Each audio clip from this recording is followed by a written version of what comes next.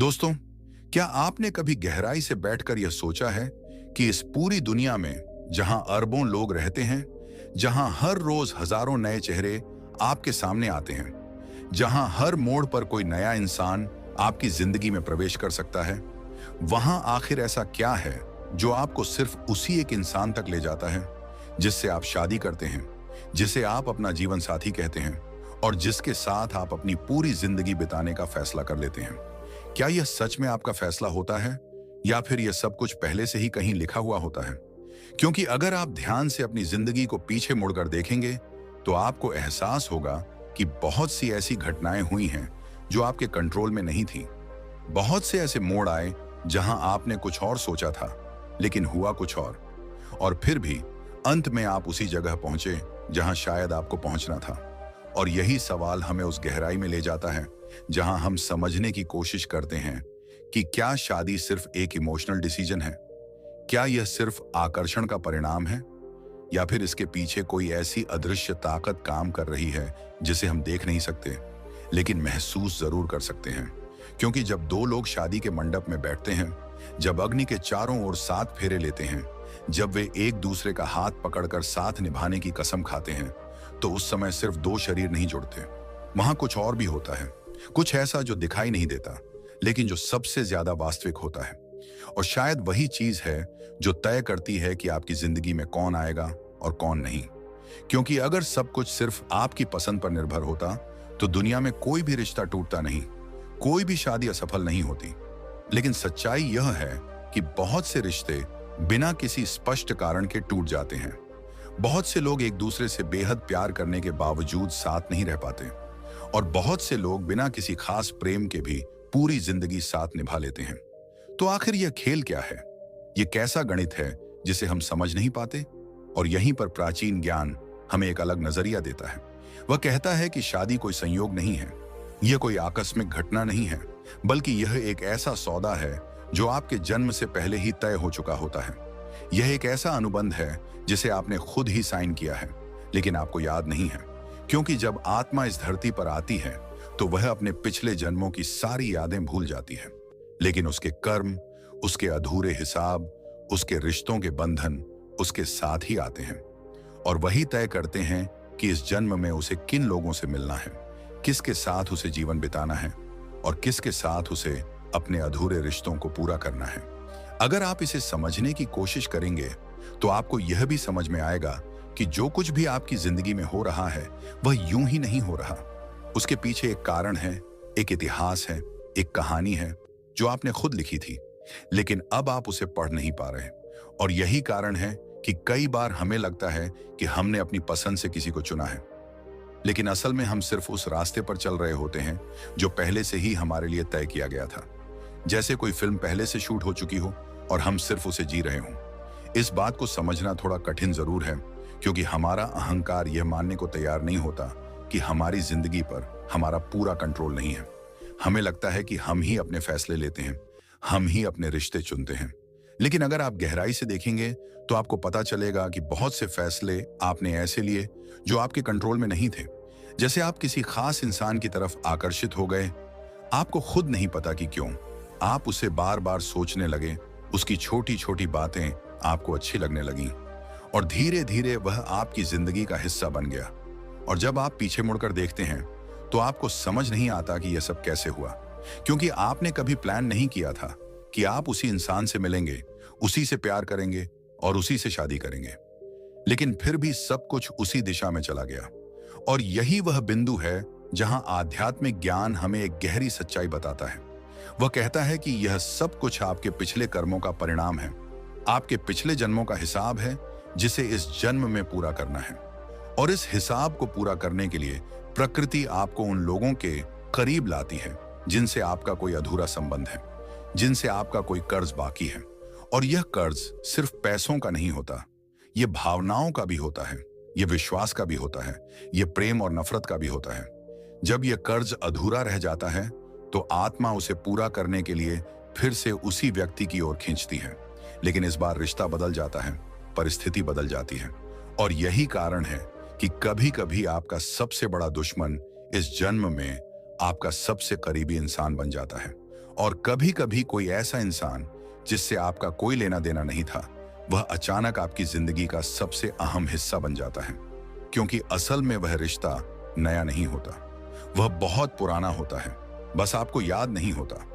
और इसी को प्राचीन ज्ञान में ऋणानुबंध कहा गया है। कर्ज का बंधन, एक ऐसा बंधन जो आत्माओं को आपस में जोड़ता है, और जब तक वह कर्ज पूरा नहीं हो जाता तब तक वह बंधन टूटता नहीं, चाहे आप कितनी भी कोशिश कर लें। कई बार लोग एक दूसरे से दूर जाना चाहते हैं लेकिन जा नहीं पाते। वे बार बार उसी रिश्ते में लौट आते हैं क्योंकि उनका हिसाब अभी बाकी है, उनका सौदा अभी पूरा नहीं हुआ है। और यह सौदा किसी कोर्ट में नहीं हुआ, यह सौदा किसी कागज पर नहीं लिखा गया, यह सौदा आपकी आत्मा और प्रकृति के बीच हुआ है। और जब तक यह पूरा नहीं होगा तब तक आपको उससे गुजरना ही पड़ेगा।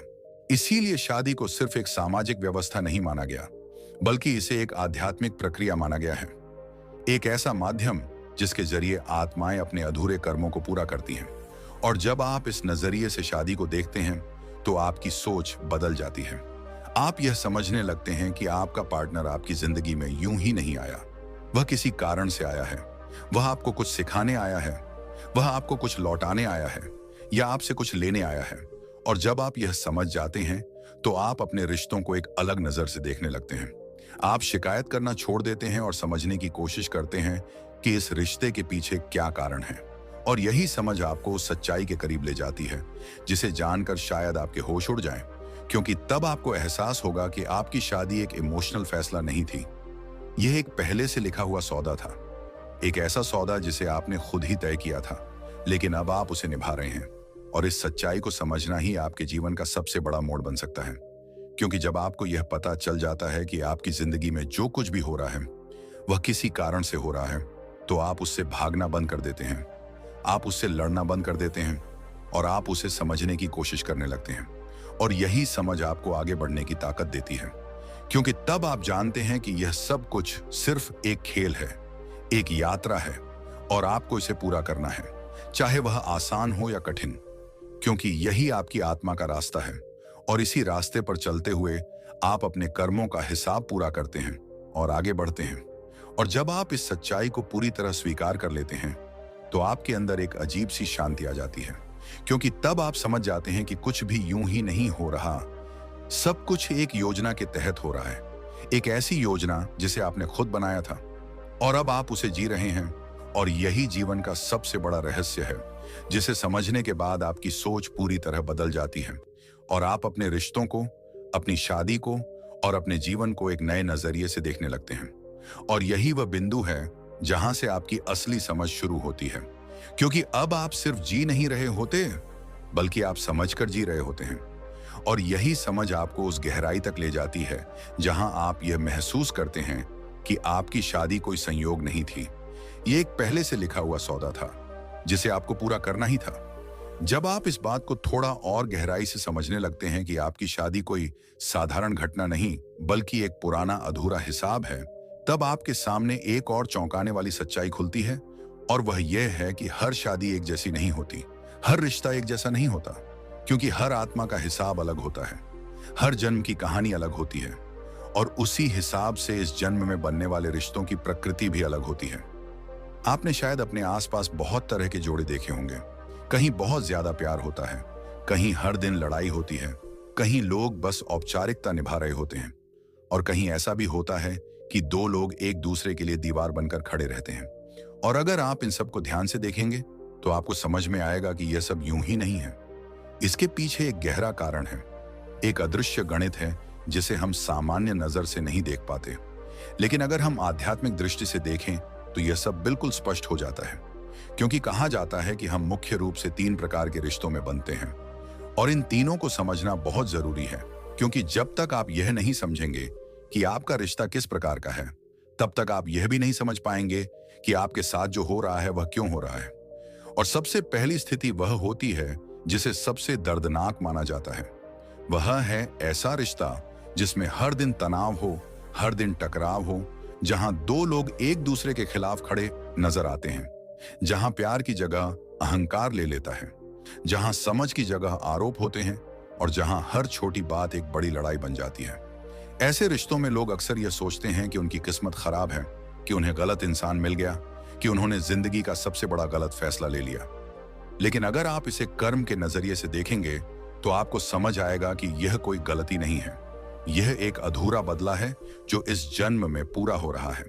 क्योंकि हो सकता है कि पिछले जन्म में आपने उस आत्मा को बहुत दुख दिया हो सकता है आपने उसे अपमानित किया हो, उसे धोखा दिया हो या उसके साथ अन्याय किया हो, और उस समय वह कमजोर था, वह कुछ कर नहीं पाया, लेकिन उसके मन में जो पीड़ा थी, जो क्रोध था, वह उसके साथ ही रह गया और वही ऊर्जा उसे इस जन्म में फिर से आपकी ओर खींच लाई।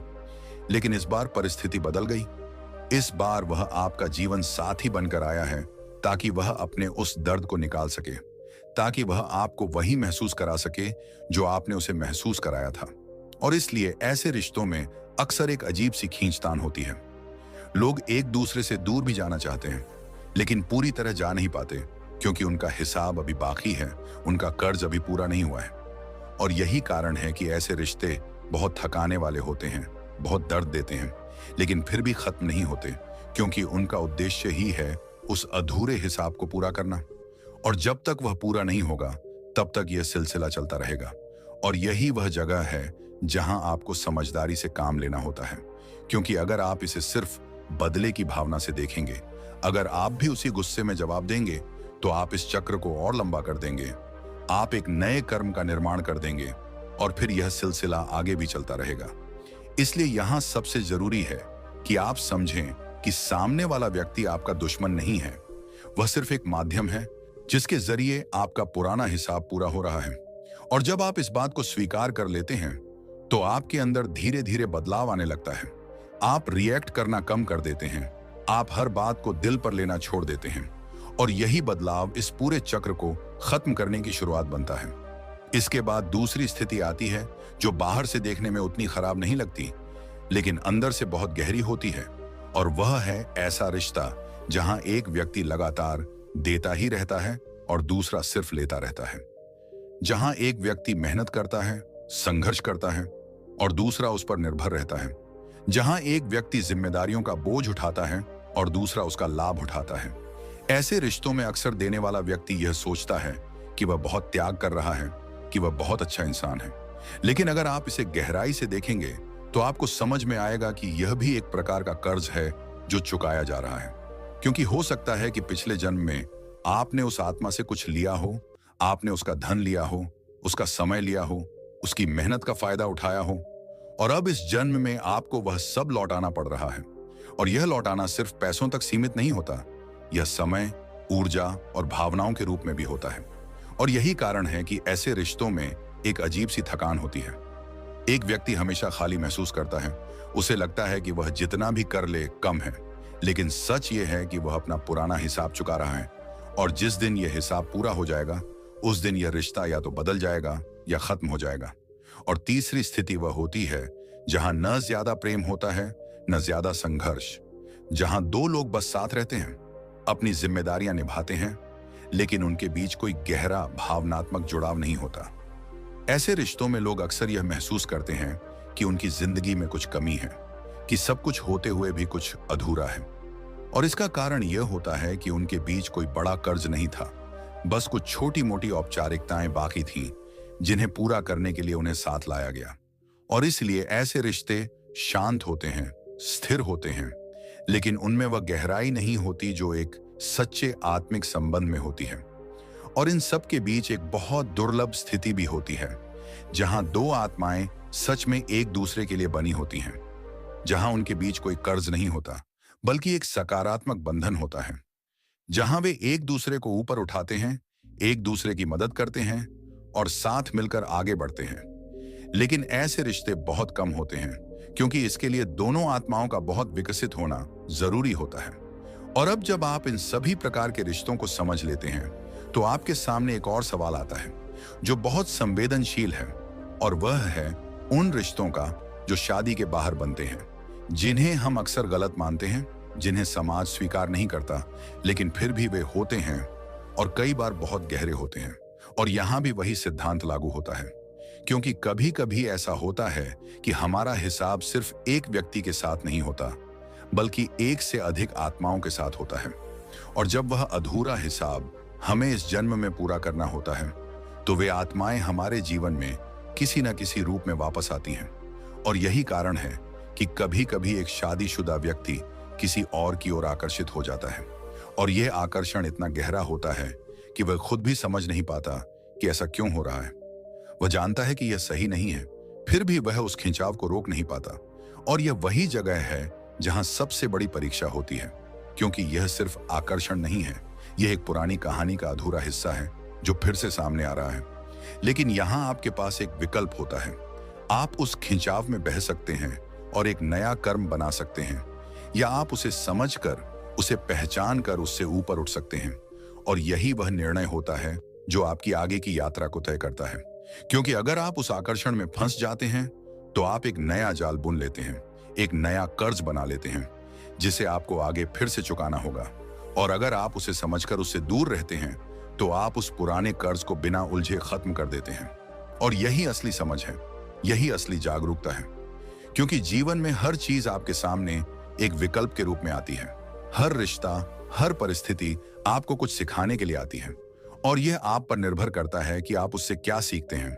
आप उसमें उलझते हैं या उससे ऊपर उठते हैं। और जब आप इस नजरिए से अपने रिश्तों को देखना शुरू करते हैं तो आपको धीरे धीरे हर चीज का कारण समझ में आने लगता है। आपको यह एहसास होने लगता है कि कुछ भी यूं ही नहीं हो रहा। हर घटना के पीछे एक कहानी है, एक कारण है। और जब आप उस कारण को समझ लेते हैं तो आप उससे डरना बंद कर देते हैं, आप उससे भागना बंद कर देते हैं, और आप उसे स्वीकार करना सीख जाते हैं। और यही स्वीकार ही आपको उस शांति की ओर ले जाता है जिसकी आप हमेशा तलाश करते रहे हैं।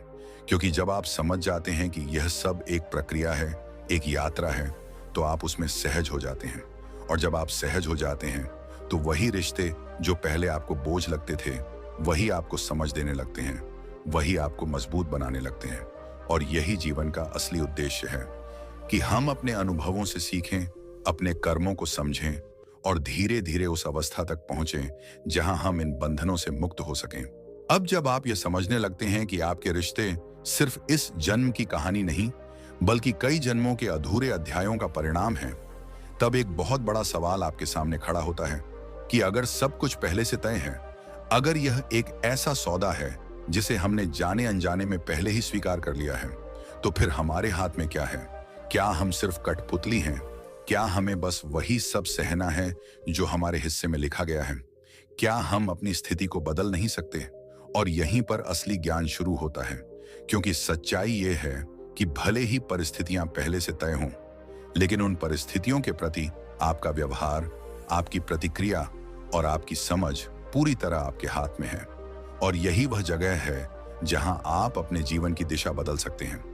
क्योंकि कर्म का नियम सिर्फ यह नहीं कहता कि आपको परिणाम भुगतने होंगे, बल्कि यह भी कहता है कि आप अपने वर्तमान कर्मों से अपने भविष्य को प्रभावित कर सकते हैं। आप उस दर्द को, उस संघर्ष को एक अलग नजरिए से देख सकते हैं। और जब आप ऐसा करते हैं तो वही परिस्थिति जो पहले आपको तोड़ रही थी, वही आपको मजबूत बनाने लगती है। और यही वह बदलाव है जो एक साधारण इंसान को जागरूक इंसान बनाता है। क्योंकि जब तक हम अपने दुखों के लिए दूसरों को जिम्मेदार मानते रहते हैं, तब तक हम उसी चक्र में फंसे रहते हैं। लेकिन जैसे ही हम यह समझते हैं कि यह सब हमारे ही कर्मों का परिणाम है, तब हम शिकायत करना छोड़ देते हैं और सीखना शुरू कर देते हैं। और यही सीख हमें उस रास्ते पर ले जाती है जहां हम अपने रिश्तों को ठीक कर सकते हैं, या कम से कम उनके प्रभाव को हल्का कर सकते हैं। क्योंकि किसी भी कर्म का सबसे बड़ा समाधान है जागरूकता और क्षमा। और यह सुनने में जितना आसान लगता है, करने में उतना ही कठिन होता है। क्योंकि जब कोई आपको बार बार चोट पहुंचाता है, जब कोई आपको अपमानित करता है, जब कोई आपको वह दर्द देता है जिसे आप सह नहीं पाते, तब उसे माफ करना असंभव सा लगता है। लेकिन यहीं पर आपको यह समझना होता है कि माफ करना सामने वाले के लिए नहीं, बल्कि अपने लिए जरूरी है। क्योंकि जब आप किसी के प्रति नफरत रखते हैं, जब आप उसके लिए बदले की भावना रखते हैं, तब आप खुद को उसी बंधन में बांध लेते हैं। आप उस व्यक्ति से मुक्त नहीं हो पाते, बल्कि और ज्यादा जुड़ जाते हैं। और यही कारण है कि बहुत से लोग अपने रिश्तों से बाहर निकलने के बाद भी मानसिक रूप से उनसे जुड़े रहते हैं। वे बार बार उसी दर्द को याद करते हैं, उसी गुस्से को जीते हैं, और इस तरह वे उस कर्म को खत्म करने के बजाय उसे और मजबूत कर देते हैं। और यही वह जगह है जहां आपको खुद से सवाल करना होता है कि क्या आप इस चक्र को खत्म करना चाहते हैं या उसे आगे बढ़ाना चाहते हैं। क्योंकि अगर आप सच में मुक्त होना चाहते हैं तो आपको उस डोर को काटना होगा, और वह डोर नफरत से नहीं कटेगी, वह सिर्फ समझ और क्षमा से कटेगी। और जब आप दिल से किसी को माफ करते हैं, जब आप यह स्वीकार कर लेते हैं कि जो हुआ वह एक प्रक्रिया का हिस्सा था, तब धीरे धीरे आपके अंदर की वह गांठ खुलने लगती है। और जैसे ही वह गांठ खुलती है, वैसे ही आपके जीवन में बदलाव आने लगता है। सामने वाले के व्यवहार में भी परिवर्तन दिखने लगता है, क्योंकि जब आप अपनी ऊर्जा बदलते हैं तो सामने वाले की प्रतिक्रिया भी बदल जाती है। और कई बार ऐसा होता है कि बिना किसी बड़े संघर्ष के, बिना किसी लड़ाई के, वह रिश्ता अपने आप शांत हो जाता है। या तो वह सुधर जाता है या फिर बहुत ही सहज तरीके से समाप्त हो जाता है। और इस बार उसमें कड़वाहट नहीं होती, बल्कि एक तरह की शांति होती है, क्योंकि आपने उस रिश्ते को समझकर, उसे स्वीकार करके और उसे माफ करके खत्म किया होता है। और यही असली मुक्ति है, क्योंकि मुक्ति का मतलब भागना नहीं होता। मुक्ति का मतलब होता है समझकर आगे बढ़ना। और इसी के साथ एक और बहुत गहरी बात समझने की जरूरत है, और वह है आकर्षण का सच। क्योंकि अक्सर हम जिसे प्यार समझ लेते हैं, वह असल में एक खिंचाव होता है। एक ऐसी ऊर्जा होती है जो हमें किसी खास व्यक्ति की ओर खींचती है, और हम ये सोचते हैं कि ये हमारी पसंद है, हमारा दिल है। लेकिन कई बार यह सिर्फ एक अधूरे कर्म का प्रभाव होता है, क्योंकि जब हमारा किसी आत्मा के साथ कोई अधूरा संबंध होता है तो वह हमें अपनी ओर खींचता है। और यह खिंचाव इतना मजबूत होता है कि हम उसके आगे कमजोर पड़ जाते हैं। हमें उसकी कमियां दिखाई नहीं देती, हमें उसकी गलतियां नजर नहीं आती, और हम उसे ही अपना सब कुछ मान लेते हैं। लेकिन जैसे ही वह कर्म पूरा होता है, वैसे ही वह आकर्षण खत्म हो जाता है, और तब हमें समझ में आता है कि यह प्यार नहीं था, बल्कि एक भ्रम था। और यही कारण है कि बहुत से रिश्ते अचानक टूट जाते हैं, क्योंकि उनका उद्देश्य पूरा हो चुका होता है। और जब आप इस बात को समझ जाते हैं तो आप अपने फैसलों को ज्यादा जागरूकता के साथ लेने लगते हैं। आप सिर्फ बाहरी चीजों के आधार पर किसी को चुनने की गलती नहीं करते, बल्कि आप यह देखने लगते हैं कि क्या वह व्यक्ति आपके अंदर शांति लाता है, क्या वह आपको बेहतर बनाता है। और यही असली कसौटी है किसी भी रिश्ते की। और इसके साथ ही एक और महत्वपूर्ण पहलू है जो अक्सर नजरअंदाज कर दिया जाता है, और वह है आपके कर्मों का प्रभाव आपके आने वाली पीढ़ियों पर। क्योंकि कहा जाता है कि जिस तरह की ऊर्जा, जिस तरह की सोच और जिस तरह का माहौल पति और पत्नी के बीच होता है, वैसी ही आत्मा उनके जीवन में प्रवेश करती है। और यही कारण है कि अगर किसी घर में हमेशा तनाव रहता है, हमेशा झगड़े होते हैं, तो वहां पैदा होने वाले बच्चे भी उसी ऊर्जा को लेकर आते हैं और आगे चलकर वही पैटर्न दोहराते हैं। और इसलिए यह बहुत जरूरी है कि हम अपने रिश्तों को सिर्फ अपने तक सीमित न समझें, बल्कि यह समझें कि उनका प्रभाव आने वाली पीढ़ियों पर भी पड़ता है। और जब हम इस जिम्मेदारी को समझते हैं तो हम अपने व्यवहार को बदलने की कोशिश करते हैं, हम अपने गुस्से को नियंत्रित करने की कोशिश करते हैं, हम अपने रिश्तों में सकारात्मकता लाने की कोशिश करते हैं। और यही बदलाव धीरे धीरे हमारे जीवन को भी बदलने लगता है। क्योंकि जब आप अच्छे कर्म करते हैं, जब आप दूसरों की मदद करते हैं, जब आप सेवा और दान करते हैं, तो आप अपने पुराने कर्मों के प्रभाव को कम करते हैं। और यह कोई अंधविश्वास नहीं है, यह एक ऊर्जा का नियम है, क्योंकि जो आप देते हैं वही आपके पास वापस आता है। और जब आप सकारात्मक ऊर्जा फैलाते हैं तो वह किसी न किसी रूप में आपके जीवन में भी लौटती है।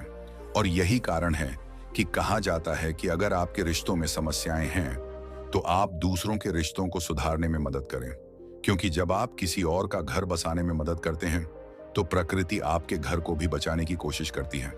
और यही वह तरीका है जिससे आप अपने जीवन में संतुलन ला सकते हैं। और अंत में सबसे महत्वपूर्ण बात यह है कि आपको यह समझना होगा कि कोई भी रिश्ता हमेशा के लिए नहीं होता।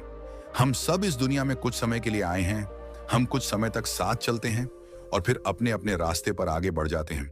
और इसलिए यह बहुत जरूरी है कि हम अपने इस छोटे से समय को शिकायतों और झगड़ों में बर्बाद न करें, बल्कि उसे समझ और प्रेम के साथ जिएं। क्योंकि जब आप अपने रिश्तों को स्वीकार करते हैं, जब आप उन्हें समझने की कोशिश करते हैं, तब आप उनके बोझ से मुक्त हो जाते हैं। और यही वह अवस्था है जहां आपको सच्ची शांति मिलती है, क्योंकि तब आप जानते हैं कि जो कुछ भी हो रहा है वह एक प्रक्रिया का हिस्सा है, और आपको बस उसे समझकर, उसे स्वीकार करके और उससे सीखकर आगे बढ़ना है। और जब आप इस स्तर पर पहुंच जाते हैं तो फिर आपके लिए कोई भी रिश्ता बोझ नहीं रहता, कोई भी परिस्थिति कठिन नहीं लगती, क्योंकि आप जान जाते हैं कि यह सब एक खेल है, एक यात्रा है और आपको इसे पूरा करना है। और यही समझ आपको उस स्वतंत्रता की ओर ले जाती है जहां आप अपने जीवन को पूरी तरह से जी सकते हैं, बिना किसी डर के, बिना किसी बंधन के। और यही इस पूरे ज्ञान का सार है कि शादी एक संयोग नहीं है, ये एक सौदा है, लेकिन इसे कैसे निभाना है यह पूरी तरह आप पर निर्भर करता है।